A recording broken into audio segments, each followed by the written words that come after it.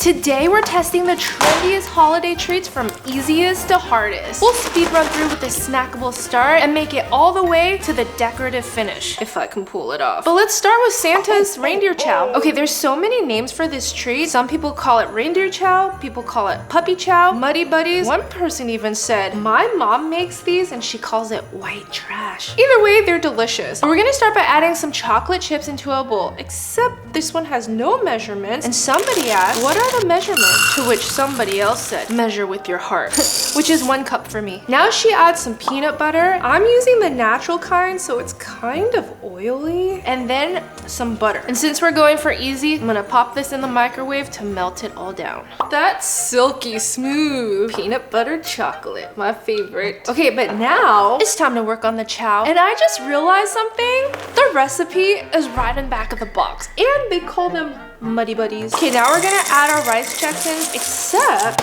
she also adds in Cheerios, so we'll do 50-50 of each. Now let's pour in our chocolate sauce. That is so satisfying, that stream of chocolate. I just want to take a swipe of it. But we're not done yet. I have to mix this up. I feel like the checks to chocolate ratio is not quite right, because now we dump everything into this bag filled with powdered sugar. Let it snow, let it snow, let it snow. That's probably enough. Reindeer chow is messy. Okay, I'm not gonna try to fill this too much because I need room to do this. And what you're supposed to get is completely snow-covered reindeer chow. Except mine is not really coating that well. You gotta really work the powdered sugar in there. Okay, let's see what we got here. Yes. Very nice. I think that's what they consider muddy buddies, except to make it reindeer chow, we're making it festive. I'm gonna add in these holiday M&Ms, marshmallows, and chocolate chips. One final mix, and Buddy the Elf would be so proud. Let's try this.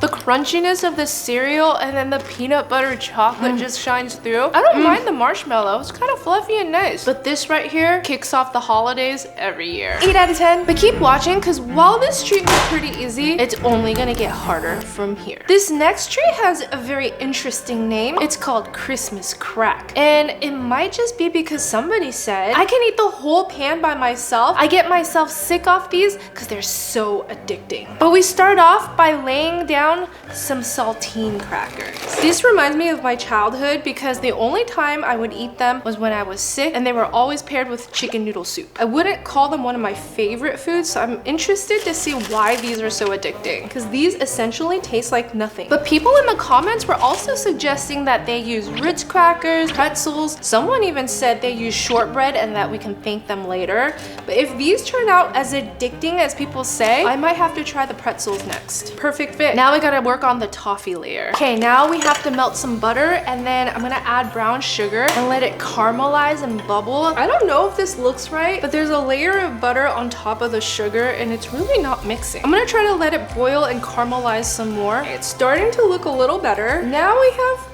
toffee or caramel, I'm not sure. But while it's still bubbling hot, I need to pour it right on top of these crackers. Ooh, yum. It looks like in her video, the caramel just like seeps through the top and the bottom. So I'm gonna spread it evenly so that it gets to the bottom of the crack. Let's hope that the little holes in the saltines allows the caramel to seep through. But now we have to sprinkle some chocolate chips right on top. I like mine dark. Again, no measurements, so I'm just gonna have to make sure we have enough to cover the entire tray once it comes out. Oh no, that's all I have. We have backup. Is that good? And now to melt the chocolate, I have to pop it in the oven for a few minutes. Our chocolate's nice and melted, but somehow I just don't feel like it looks right. Either way, I'm gonna spread it out and hopefully it'll set the way that it's supposed to. And now while it's hot, she adds her sprinkles on top, and I found these cute little snowflake ones that I'm gonna add to mine. But then somebody said, do chopped candy canes on top. And now we wait for it to cool and harden like crack. It's nice and firm. It's crack time. I think the best way to do this is just to take it out of the pan and then just slam it on the counter. Doesn't do anything. I'm just gonna start breaking it. Hers comes out in pretty uneven pieces, but mine just comes out in little squares. Here are the layers. You get that toffee layer at the bottom. Mine did. I don't have anything in the middle here because, like I said, it just melted into the chocolate. But we have some on the edge, which I feel like is good enough. Is this as addicting as they say?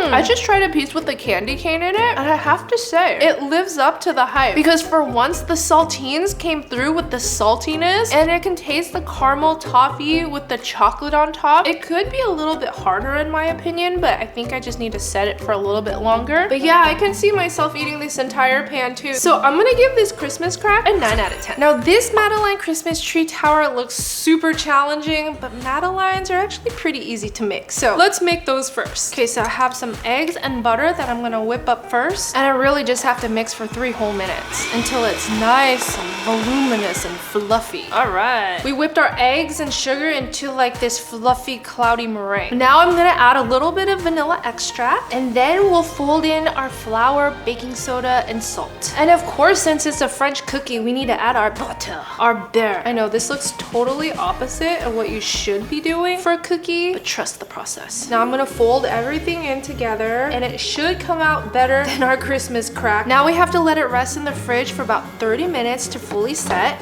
Our batter has chilled and set, but now I need to oil our pan because this step is essential. These things tend to stick, so I always have to have my insurance. But now I'm just gonna take my little cookie scoop and add a dollop into each shell. It'll melt and sort itself out once we bake it. But it's always been a dream and a bucket list item for me to go to the Christmas markets in Paris, where I can order all the croissants, madeleines, macarons, bûche de Noël. And what better way to prepare myself than by learning French? Today's video is sponsored by Babbel, one of the top language learning apps in the world. Babbel teaches real-life conversations, not just random vocab. Lessons are quick, they're about 10 minutes each, and many learners are able to start speaking in as little as 3 weeks. A lot of people like to pipe their Madeleines in, but I find it easier to scoop. Okay, let's pop these into the oven. So I'm in the Introduce Yourself module, and it's super practical. Enchanté, je suis Marc. Enchanté, je suis Marc. Vous êtes Marie? Vous êtes marrant? Oui, bien sûr. Oui, bien sûr. Nice to meet you, I'm Marc. Oui, bien sûr. Oui, bien sûr. The pronunciation practice is built in so I can hear it, say it, get feedback, all while my Madeleines bake. Pardon, vous êtes Claire? Pardon, vous êtes Claire? Oui, bien sûr. See how easy that was? Our Madeleines are done, but I have to let them cool completely. But check this out, I already know how to introduce myself. Je m'appelle Zhang. Parlez-vous anglais? Mon chéri. So if you want to learn a new language too, there's a deal going on. Using my link, you can get lifetime access for $199 during Babbel's sale of the year. Thanks again to Babbel for sponsoring this video. Don't forget to lock that deal in and start learning today. Merci beaucoup. Okay, now let's get these puppies out. A little hack that I learned to get them out easily, all you have to do is bang them on the counter a few times. And they should pop out just like that. But look at this, it has that classic seashell Madeleine shape and the little hump in the back. They're so delicious, it's more like a cake than a cookie to me. These are addicting. Perfect. But I better not eat them all because I gotta get these out, let them cool completely before we tackle the Christmas tree tower. I have some green candy melt here that I'm just gonna add into this bowl, and we're gonna microwave it for 30 seconds in like a few different intervals until it's nice and melted. Give it a good mix. It's melting, but I feel like it could be a little silkier, so I'm gonna add in a little bit of oil. Perfect. Okay, now taking our tray, I'm gonna oil it again, and then we're gonna add a dollop of our green candy melt right into each shell, and I'm gonna press the cookie right into the shell so that it oozes out to make a seashell pattern. Okay, now we just have to let the candy melt set completely and harden before we attach it to this tower. And here's our dipped Madeleines. They look so perfect, and they'll look even better once they surround this tree. But now I'm going to have to figure out how to make it. So we're gonna start at the base, and I have some toothpicks that I have to snap in half, and then we just have to build the Madeleines around the base of this cone. So let me stick this right here, and they face their Madeleines down, and I'm gonna do the same. That was easy. Okay, I have to somehow figure out the spacing. I kind of want them to overlap, but not really. I feel like this looks okay. Stop turning. This is not a scientific way to do this. Man. Oh! They're already falling apart. Check back with me in half an hour. I told you this was a complicated process. Stop breaking. Okay, at least we somehow managed to get this to all fit snugly and not overlapping with any huge gaps. I call that a win! I gotta put the other layer in between each of these Madeleines. So I'm gonna start with this one right here and place this right there. At least now I have a guide, so it does make it a lot easier. It's coming together. I'm down to almost my last layer. And hopefully I have enough cookies because I only have 4 left. Not perfect. That's okay because our tree is done. Actually, that looks so cute and charming even though there's like little gaps everywhere. But I'm gonna dust it with a little bit of gold dust to make it extra festive. If only this was white or silver, it would be like snow. The final touch that we're gonna have on this tree is a pretty red bow. Et voila! It's so cute! And there's no way that I'm gonna taste this because this just took too much work to ruin. My work, 8 out of 10. This next one is exploding with the Christmas spirit because it's called the kitchen sink cookie. And to me, it kind of looks like your chocolate chip cookies and then some. So let's start by making my world famous chocolate chip cookie base. We must always start with some brown butter. Okay, now I'm gonna add some white sugar and some brown sugar, mix them up, and then we're gonna add 1 egg, mix it again until it looks like lava. And then I like to add salt, vanilla, and baking soda right now. Stir it up 1 more time before we add in our flour. Okay, now it looks like she just mixes in the flour first. Okay, but now here comes the fun part because she starts adding a ton of sprinkles, chocolate chips, and these festive broken up Oreos. They're red and green. I have never seen these before. They're so festive and fun. Oh my gosh, it looks exactly like the batter they have. The Oreo frosting is kind of leaking out, and so it's mixing in with the cookies, making it like a beautiful red and green. So I wonder if it's gonna bake well. Okay, this looks great, but I noticed in the comments somebody said kitchen sink cookies usually have pretzels and potato chips in them. So you know what that means. I must try it. And honestly, I love the combination of sweet and salty, so I feel like this could be better. Am I crazy for doing that? I don't know, but we'll find out. Ooh, it made the dough a little crumbly. But now that definitely looks like a kitchen sink to me. I hope I didn't ruin this. But now we're ready to bake them up. Okay, our cookies are completely cooled and they look so good. I actually think the ones with the pretzels and potato chips actually look better and they live up to the name. But I'm gonna try the original one first to see if they're good. It appears that the frosting from the Oreos have stayed intact. And let's do that satisfying break. They taste like cookies and cream. Not bad. With this cookie, I taste more Oreos than I do like chocolate chips. So it does feel like it's missing something. But 7 out of 10. Let's try our sweet and salty one. A little bit of everything. With this one though, because it's a little salty, you get more balance in the cookies. Okay. So you do taste the Oreos and the chocolate chips. And you get the crunch from the pretzels. Kind of takes this one up a notch. So I'm gonna give this version an 8 out of 10. I can't think of a more cozy drink than hot cocoa during the holiday season, but this one right here is a hot cocoa cloud where they torch marshmallow fluff in the shape of a cloud, then tops it with some whipped cream or Cool Whip. I don't know. This is only available in New York and I feel like I need to try this, so we're gonna make our own version. Okay, so in a saucepan, I'm just gonna warm up some milk, and then on the side in a separate bowl, I'm gonna add sugar, cocoa powder, and just a tiny drizzle of milk, and then we're gonna form it into a paste. This way we don't get any lumps. Now I'm just gonna pour the paste back into the warmed milk, then we'll add a splash of vanilla extract, and I'll even add some chopped dark chocolate pieces to make it extra chocolatey. Okay, now just give it a minute to let the chocolate really absorb the heat, and then we're gonna stir. And tell me that's not like the most chocolatey hot cocoa you've ever seen. This looks so good and creamy. I cannot wait to pour it in my cup. So for their torched marshmallow, I'm not sure exactly what they used, but I'm guessing it's marshmallow fluff. So I'm gonna add this to my piping bag, and then we're going to attempt to make that cloud flower around the cup. The marshmallow fluff is kind of stiff, so I hope this is gonna be pipeable. Let me cut the edge. Hopefully I can warm this up with my hands so we can pipe it, but it is going down pretty easily. Think we should go thicker? Yes. All right, here goes. Make some squigglies. Oh gosh. I definitely have to move the cup around, but I'm not able to get the beautiful clouds like they are. You know what? We're gonna go around twice because nobody ever complains about having too much marshmallows. This is what's kind of droopy. No, this side is falling down. I need to know what kind of marshmallows they're using because those are perfect. Okay, but let's just go ahead and torch it real quick so that it stabilizes. This part is so satisfying though, even if it doesn't look like theirs. Ah! Slide down, slide down, slide down. You know, the other issue is that I was so scared of torching my fingers, and a few times it did get really hot. Let's go ahead and pour in our hot cocoa. And now it looks like they topped it with ice cream, except I looked in the description and it says whipped cream. So I can only think of one thing: Cool Whip, to get that beautiful creamy texture. The struggle is so real on this one. And finally, we top it with a chocolate drizzle. Hot cocoa cloud or a hot mess. This one was so hard to make, and I would gladly pay like 20 bucks in New York City to get one. Stick a straw in like they did. And let's try this. I just want to go straight in and bite the marshmallows.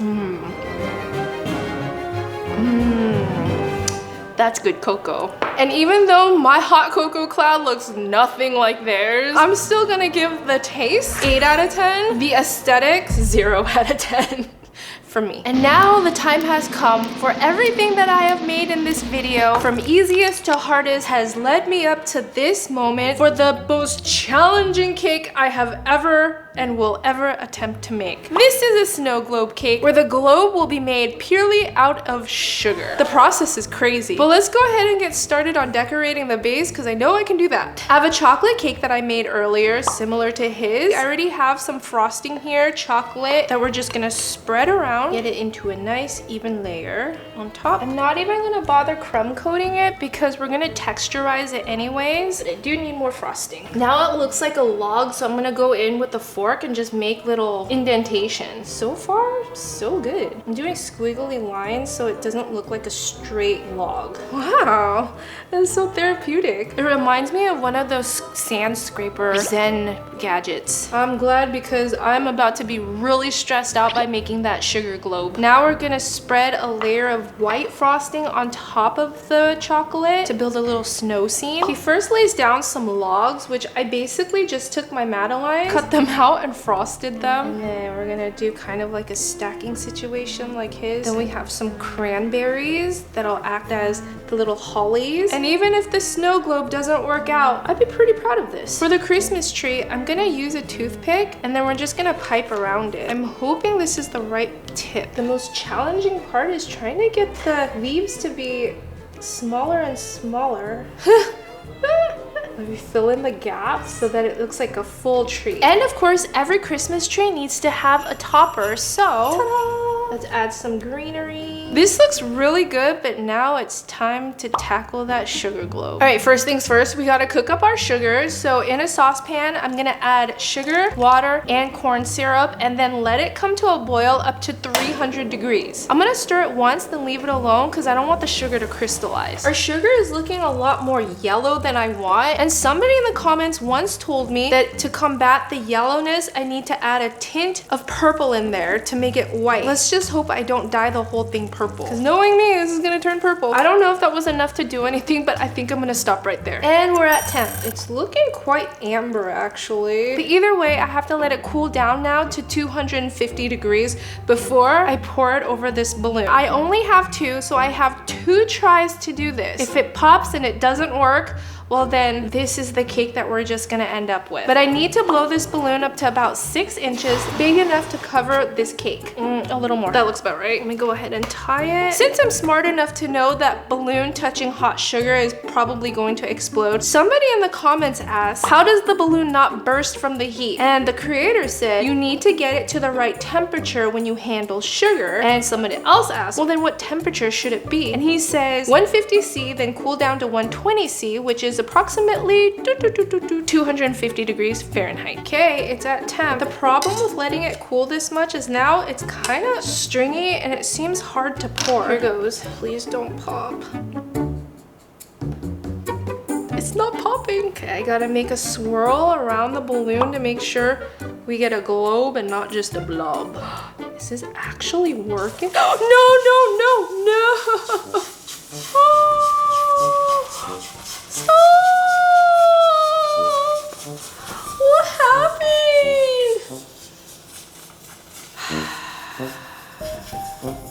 Attempt number 1, an absolute failure. We were doing so well. Let's try again. Okay, this is my last balloon, but I think I'm gonna rub it with some oil to create a barrier.